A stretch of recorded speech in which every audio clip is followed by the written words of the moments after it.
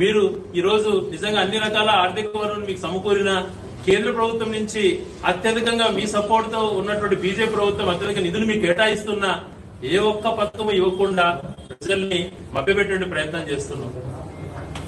ఈ రోజు దాదాపుగా 18 సంవత్సరాలు దాటిన మహిళలకు నెలకు 1500 ఇస్తానన్నాం. 8 నెలలు అయిపోయింది. ఒక్కొక్క మహిళకు దాదాపుగా 12 నుంచి 14,000 రూపాయల వరకు బాకీ పట్టావు. 1,50,00,000 మహిళల మందికి ఎప్పుడు ఇస్తావు అని సమాధానం చెప్పు. 50 ఏళ్లు దాటినటువంటి ప్రతి ఒక్కరికి పెన్షన్ ఇస్తాను. పెన్షన్ పెంచడం కార్యక్రమం ఆర్పాటం చేస్తున్నావు కదా. మరి బీసీ ఎస్సీ ఎస్టీలకు మైనార్టీలకు 50 సంవత్సరాలు దాటిన వాళ్ళకి నిండిన వాళ్ళకి అందరికి పెన్షన్ ఇస్తానన్నావు. ఎప్పుడు ఇస్తావు? దీనికి సమాధానం చెప్పు. నిరుద్యోగ యువతకు 3,000 ఇస్తానన్నావు. 8 నెలలు అయిపోయింది. 8 3 24,000 బాకీ పడ్డావు ఒక్కొక్క యువకుడికి. అది ఎప్పుడు ఇస్తావు? దీని గురించి సమాధానం చెప్పు. రైతు భరోసా ఈ సంవత్సరం ఎందుకు ఇవ్వలేకపోయినావు?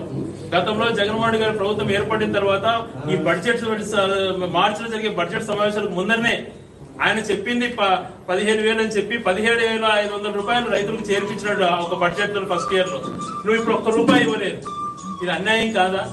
రైతులు మోసం చేయడం కాదా? బడికి పోయే పిల్లలకు ప్రతి ఒక్కరికి 15,000 అన్నావు.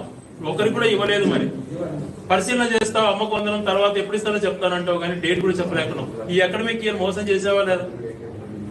ఇలాంటివి చెప్పుకుపోతే ఎన్నో ఉన్నాయి.